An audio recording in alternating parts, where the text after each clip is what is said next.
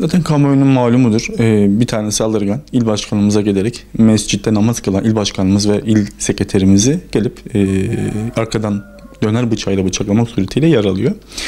Akabinde ilk başta yaralanan iki partilimiz, il başkanımız ve sekreterimiz belli bir süre geçtikten sonra sekreterimizin şehit olmasıyla süreç devam ediyor. Daha sonra aynı şekilde il başkanımız Salih Demir'in de yoğun bakıma kaldırılması süreç devam ediyor. Bu netice itibariyle bu iş menfi ya da işte daha doğrusu tek başına işlenen münferit bir olay mıdır diye sorarsak esasında burada hala şüpheler mevcut. Zira netice anlamında bakıldığı zaman, genel manada bakıldığı zaman hiçbir şekilde ne il başkanına ne de il sekreterine karşı herhangi bir şekilde husumet oluşturabilecek bir eylem, daha doğrusu bir olay mevcut değil. Veyahut da aralarında geçen bir menfi bir eylem, menfi bir olay mevcut değil. Peki bir insan rastgele gelip birini öldürebilir mi? Normal şartlarda öldürebilir diyebiliriz. Fakat öyle bir durum ki burada hem bulunduğu bölgede partinin, parti üyelerinin, partide görevli olan yetkililerin çevredeki vatandaşlarla çok güzel bir ilişki kurduğunu biliyoruz. Herkesle araları iyi. Buradaki parti üyelerimizin, aynı şekilde parti yetkililerimizin böyle bir durum mahallede de, bulunduğu bölgede de, mahallede de teveccühü artırmış. Böyle teveccühün olduğu bir yerde rastgele birinin gelip özellikle mescitte namaz kılan birilerini öldürmesi mantıken çok da izah edebilecek bir durum değil. Bu da gösteriyor ki yani bazı şeylerde hani bir şüphe barındırıyor. Yani bu eylem esasında sadece münferit bir eylem değil, muhtemelen yönlendirmeyle veyahut da bir amaçla yapılan bir eylem anlamında karşımıza duruyor. Buna nasıl varıyoruz aslında bu konuya? Normalde o gün il başkanlığımızın yaz etkinlikleri kapsamında gençlere yönelik bir program olacak. O arada ildeki kardeşlerimiz görev dağılımı gereği giriş çıkışlar yapıyor. O bir dönemde de yaklaşık bir ikindi vakti döneminde de ilde kimse kalmadığı için daraba, hani il binamızın dışındaki daraba indiriliyor. Herkes dağılıyor. Daha sonrasında son kez bir ile namaz kılmaya gelen il başkanımız ve il sekreterimiz partiye girdikten sonra yaklaşık 3 dakika 4 dakika sonra bu saldırıyı gerçekleştiren saldırgan parti binamıza girmeye çalışıyor. Yani şöyle bir şey düşünelim. Şahıs bizce içeri giren başkanımızı ve sekreterimizi girmesini beklemiş gibi gözüküyor. Şu an ilk görünen bu.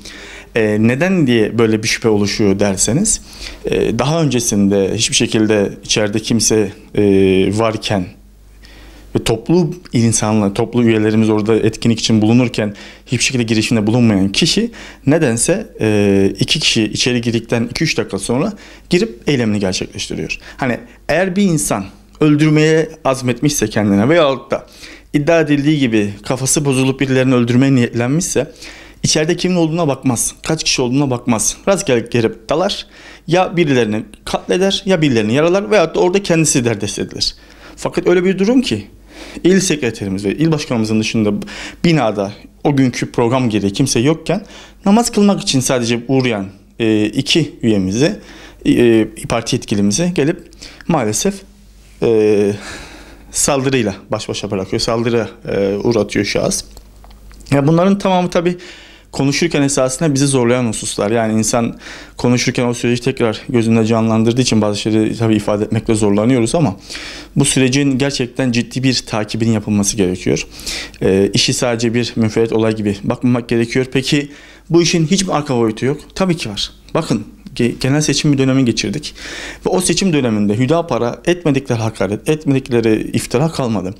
İnsanlara sosyal medya, TV aracılıklarıyla, haberler aracılıklarıyla veyahut da oturumlar neticesinde devamlı hedef gösterme gibi bir süreçle karşı karşıya kaldık parti olarak. O süreçlerden sonra dikkat ederseniz Mersin'de silahlı saldırı oldu üyelerimize karşı, standımıza karşı. Aynı şekilde Trabzon'da standımıza saldırı olmaya çalışıldı, girişimde bulunuldu. Birçok yerde aynı şekilde parti binamıza, bayraklarımıza, standlarımıza, tabelalarımıza saldırılar devam etti mütemadiyen.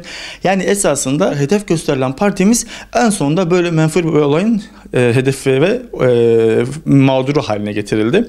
Bunlar da aslında bu faillerin dolaylı olarak da diğer kesimler olduğunu ve hedef gösteren kesimler olduğunu şu an net şekilde vurgulayabiliriz. Her ne kadar cezai anlamda sorumluluk da olmasa bile vicdani anlamda hepsinin teker teker sorumlulukları vardır. Bu anlamda halkın vicdanına da bu durumu sevk ediyoruz, havale ediyoruz. Halkımız zaten bu durumu görüyor. Şimdi şahıs olayı gerçekleştirdikten sonra hemen evine sığınmaya gidiyor. Zaten evi de partimizin bulunduğu mahallede bir diğer yan sokakta, yani yakın bir yerde. Şöyle bir durum da var. Şahıs zaten mahallede devamlı gidip gelen ve partimiz hakkında ileri geri konuşan biri ve devamlı komşuların da beyanlarına göre devamlı partimize hakaretamiz sözler sarf eden, partimize hedef gösteren, partimizi aşağılayan beyanlarla insanlara bir bakıma tartışma konusu yaparak muhabbet etmiş. Bununla alakalı partimizi sempati besleyen ve bizleri seven bazı komşular, bazı kişiler, aynı şekilde bizim dışımızda olan, kenarda bu işleri duyan kişilerden aldığımız bilgilerde de bunun biz teyit etmişiz. Burada aslında bir kin ve nefret durumu da söz konusu. Yani dediğim gibi iş rastgele bir olay değil. Bu işin öncesi de var. Ve şahıs, yani çok uzatmadan, şahıs evine gidiyor. Polis geliyor olaydan hemen sonra, evinde bunu alıyor. Elindeki suç aletiyle birlikte, döner bıçağıyla birlikte şahıs sevk ediliyor. İfade için ifadesi akşam alınıyor. Diğer gün gündüzden tekrardan savcı talimatıyla, savcı kararıyla tutukluğa sevk ediliyor. Öğlen vakti de şahıs tutuklanıyor. Ve bu olay 1,5 günde, daha doğrusu toplam anlamda 24 saatte bitiyor. Yani gözaltı süreci, ifade süreci ve tutuklama süreci ortalama bir gün, toplama bir gün sürüyor. Böyle bir durumla karşı karşıyayız. Şahıs şu an tutuklanarak cezaevine gönderildi olaydan bir gün sonrasında. Türkiye tarihinde siyasi eylemleri gerçekleştiren insanların çoğunda ortak, faillerin çoğunda ortak bir nokta var. Akli dengesi bozuk iddiası. Yani aynı suçlamayla ya da aynı olayla şu an Hüdapar'da karşı karşıya. Hedefi belli olan bir şahıs, bir eylem söz konusu, çerçeve net bir çerçeve, eylemin içeriği. Bu şahsın yaşı ve işte akıl sağlığı üzerinden işi biraz normalleştirmeye, sıradanlaştırmaya çalışıldığını biz düşünüyoruz. Bizce olay sıradan bir olay değil. Şahsın akli dengesinin bozuk olduğuna dair Sağlık Bakanlığı bünyesinde ne hastanelerde ne akıl ruh sağlığı birimlerinde herhangi bir kaydı şahsın yok. Var olan kayıtlarla ilgili de şöyle bir durum var. Herhangi bir şekilde şahsın sosyal bir bozukluğu veyahut da akli bir bozukluğuna olduğuna dair herhangi bir şekilde reçete yazıldığı veyahut da şahsın tedavi gördüğüne dair biz araştırma yaptığımız çerçevede bilgi edinemedik. Kullandığı ilaçların sıradan ilaçlar olduğu konusunda kendi çabalarımızla edindiğimiz bilgiler var.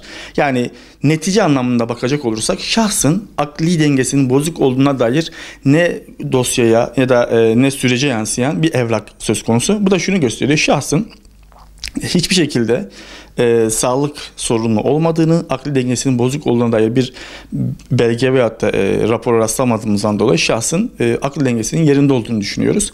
Tabii sürecin ilerleyen, daha doğrusu bu durumun ilerleyen süreçlerinde biraz daha soruşturma derinleştirilince daha net sonuca ulaşacağız. Şu an bazı hususlar tahmin ve var olan verilerle bu düzeyde bir bilgi akışımız mevcut.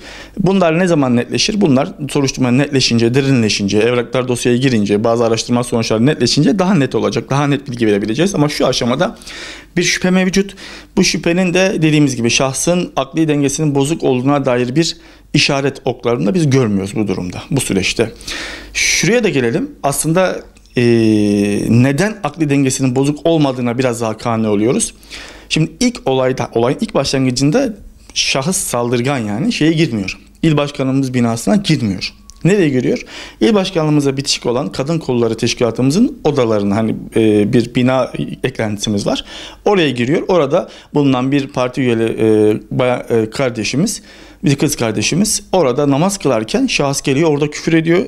Bıçak hala kendi bünyesinde şahsın bu arada. Yani olayı gerçekleştirdi bıçak. Orada bir savunmasız durumda olan bir kız kardeşimiz var. Düşünün ki eğer bu adam sadece salt, yani işte kafası döndü, aklı bulandı veyahut da işte akli dengesi bozuk diye bir eylemde bulunmuş olsa, orada savunmasız olan ve çok rahat şekilde derdest edebileceği, katledebileceği bir bayan mevcut. Bir kız çocuğu mevcut. Ona bir eylemde bulunmamış ve çıkıp o kişiyi bırakıp yukarı çıkıp partimizde mescitte namaz kılan kardeşlerimize hedef almış. Yani bu bile esasında işin organizeli olabileceğini veya da bilinçli bir hedef seçilerek yapıldığını bir delalet teşkil edebilir bu durum.